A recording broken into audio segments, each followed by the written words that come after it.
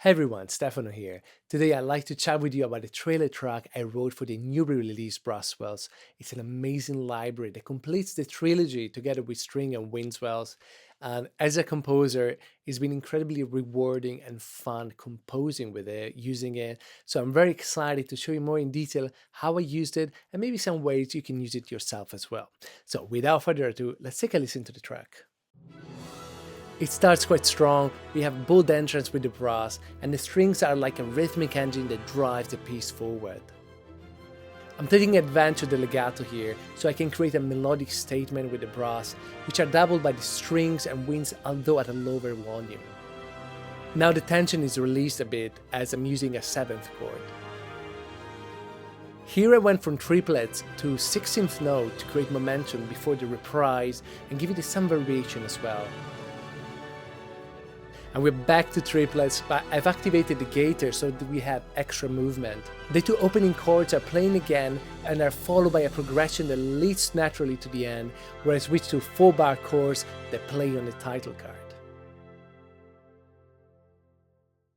So this was the general concept. As you can see, it's really full-on orchestral here. We have, percussions, woodwinds, strings, lots of strings, brass, and here I divided the swells into harmony and melody. I thought today we could maybe have a look at three highlights for me that I particularly enjoy composing for. And the first one is this one here.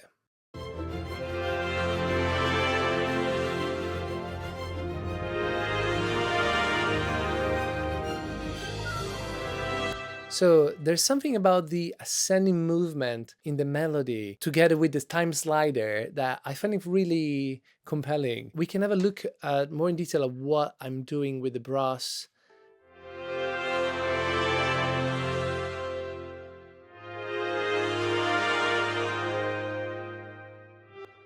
So basically, I wanted something ascending here, and to not make it feel like it was random, I created this short progression. So when this happens, it feels natural. And the other good thing is like, it feels like a natural development as well from the opening. I think in general, this trailer, harmony wise and melody wise, is fairly flexible, which I kind of appreciate. It feels like you're always going to a new place almost, but still familiar. So I'm using here the normale, loud, and pulse panned 2 bars. This is the out of the box, array of microphones position, but you can change it to your liking if you want. We can hear how it sounds together with the other swells libraries.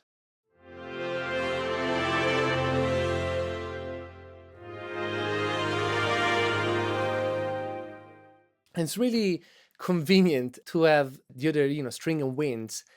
We record in the same space, same length, so it's instantaneous, just copy and paste, and you get suddenly string and winds adding so much to the sound. They're mixed lower, in fact, if I can show you in comparison with the brass, because I still wanted the brass to be in the forefront, but the strings, with tremolo, and the woodwinds also have pulsing and normale. They all add a lot to the sound as well, even if it's more subtle than with the brass. I thought I can show you how it sounds without the brass swells, which could still be interesting for orchestration purposes.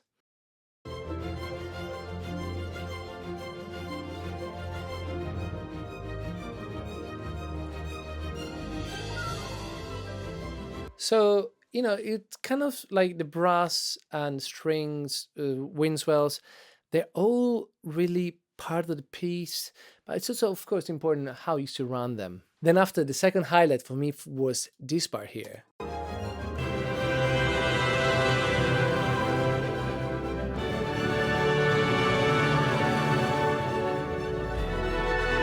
And basically, the whole piece is in with triplets, basically. Pan, tan, tan, tan, tan, tan, tan, tan, tan. But here, I switched to 16th note, and I don't know whether I was subconsciously inspired by Ludwig Göransson's score from Oppenheimer, where it kind of plays with this triplet, 16th note feeling and changing. I swear I didn't think about that. The idea that it works as a device.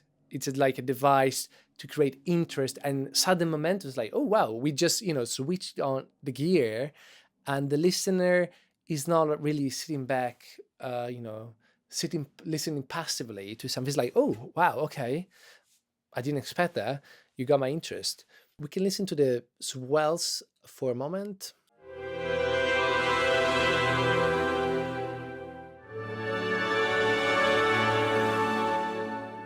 So the chords here are not really your, G major and C major. It's like a combination of chords, really, which is something that keeps happening naturally for me for when I play with the Swells libraries, which is fantastic because it's really easy to expand your musical language. And if we have a look at the other Swell libraries playing, we have wind swells, and it's playing normale, pulsing, air, and flutter. So it's quite a lot of them are playing. And then string swells, it's just normale and tremolo. You can also change it rebo and rebo if you want. I think in the brass, I didn't use the tongue. Yes, so no tongue, no tongue. You can mix and match if you want, or it's really great in that sense. Like it's very flexible. And now maybe we could listen to the accompaniment, which is I think quite interesting as well, as that's where the change in gear is perceived, where the triplets become 16th notes. We can start with the strings. Here you can see the triplets.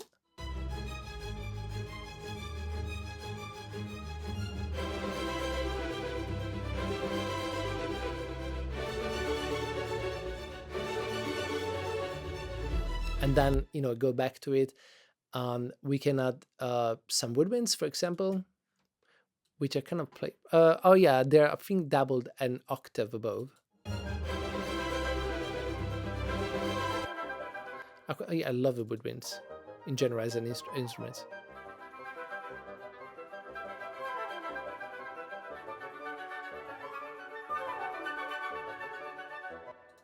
Then we got percussions where there's like a variety of things happening.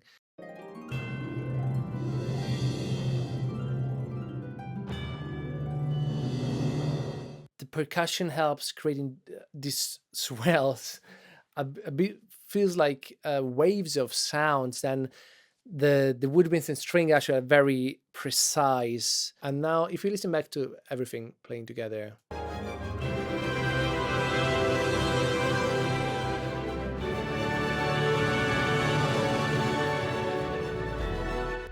And then we are back with the same rhythm as the opening, but you can see that look, there's definitely a shape to the trailer, to the music, because that's in a way the nature of trailers. You want to end up on a high note. You can really clearly see here where we're going. There's basically a straight line going up. And here I played the same harmony, at least the two chords from the opening, dabbled also an octave up in the brass and strings and winds. And I activated the gator, but the third highlight for me is not this one, is the end chord, where you can see I switched from 2, so this number is basically the number of bars, and I switched from 2 to 4 because it's a long title. So let's have a look from here.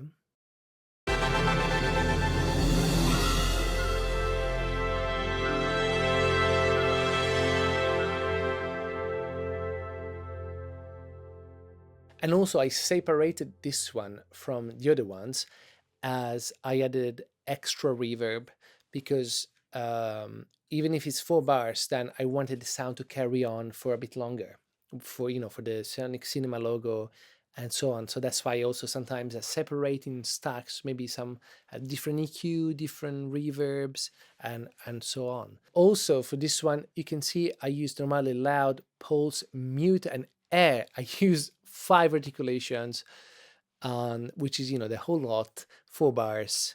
I use the sub to give that extra oomph in the sound, this extra fullness. For the whole piece, I used the no tongue articulation because I quite like the uninterrupted sound. But I also like sometimes to use the retongue for variety, or you know, we all have different tastes and ideas and moments where we feel something feels more right than the other. So I thought this was a good moment to bring in the retongue. And the final chord is an F major with a seventh and ninth on top, although at the very top it's the seventh. I can show you how it sounds.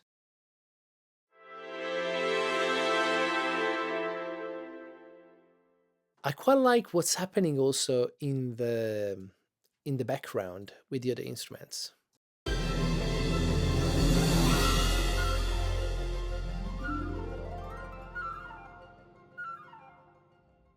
If I stop all the instruments all together, or maybe just have something sustained, it's like this is like a bit too abrupt. So what I did, it was just carry on what I played before, but I created a volume automation.